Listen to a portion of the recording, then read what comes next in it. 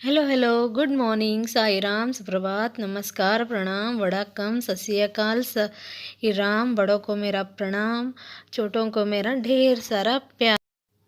दोस्तों, बेटा चाहे कितना भी बड़ा क्यों न बन जाए या बेटा कितना ही अमीर क्यों न बन जाए, माता पिता के लिए वो बच्चा ही होता है।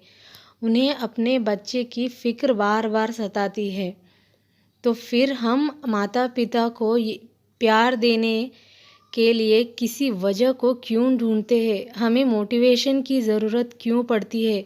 क्या पिता ने कभी अपने बच्चों को प्यार करने की वजह ढूंढी है? उन्होंने तो आपसे निस्वार्थ प्रेम किया है। हमें माता पिता की याद सिर्फ फादर्स डे या मदर्स डे पर ही आती है, जबकि वे तो हर पल हमारे करीब होते हैं।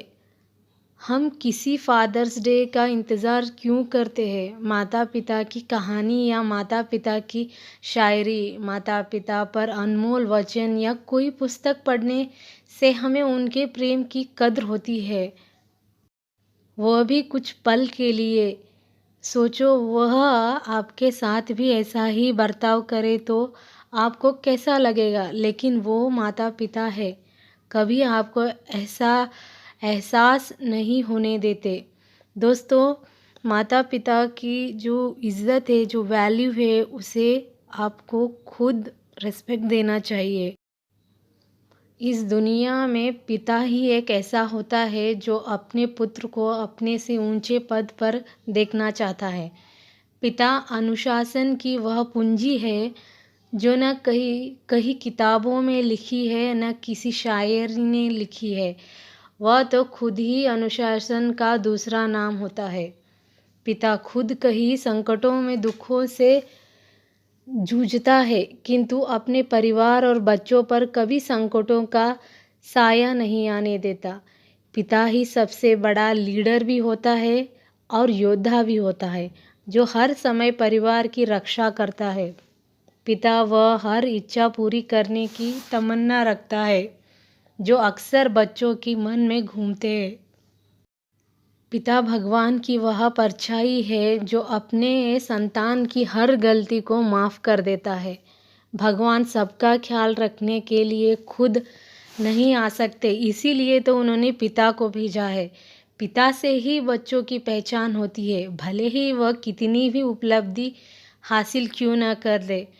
पिता से ही उसकी माँ का सुहाग सिंदूर होता है। तो दोस्तों, पिता की जो वैल्यू है उसे समझिए।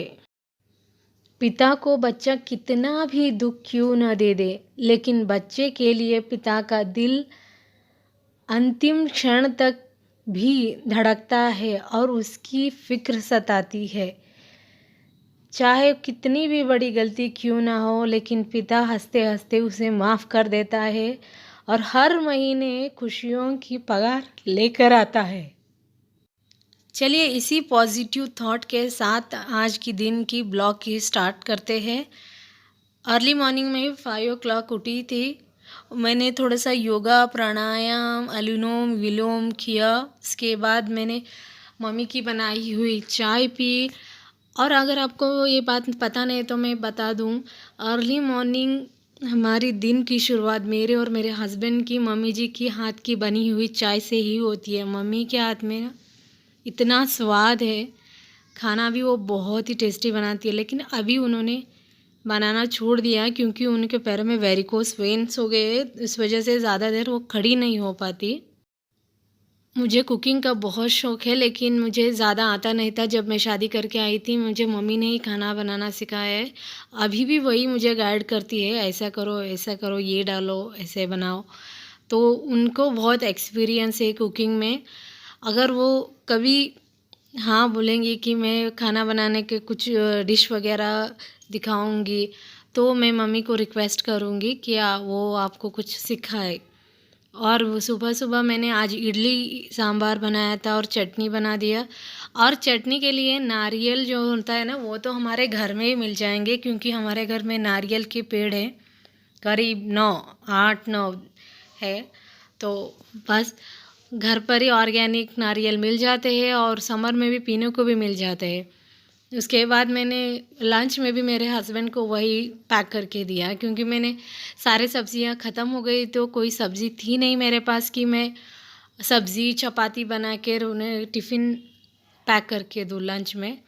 तो उन्होंने कहा चलो यही डाल दो, तो मैंने यही डाल दिया। उसके बाद मैंने क्लीनिंग वगैरह कर दी। पहले मैंने झाड़ू पोछा, बर्तन, रात के बर्तन पड़े थे मैंने वो सारे धो दिए, और कपड़े तो सूखने का नाम ही नहीं ले रहे। कंटिन्यूअस बारिश हो रही है यहाँ 7 दिन से।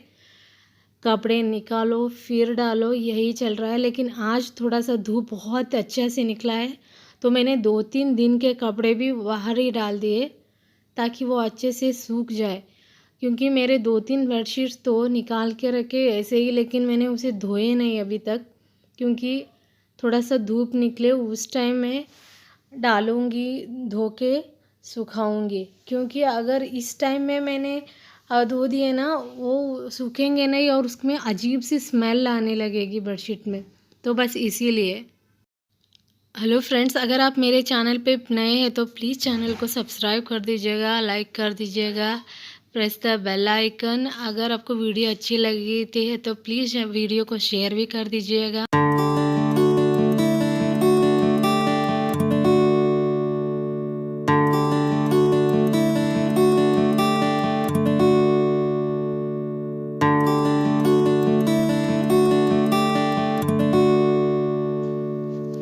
हम घर में सिर्फ 4 लोग रहते हैं, मेरी मदर इन लॉ, मैं, मेरे हस्बैंड और मेरा बेटा समवेद।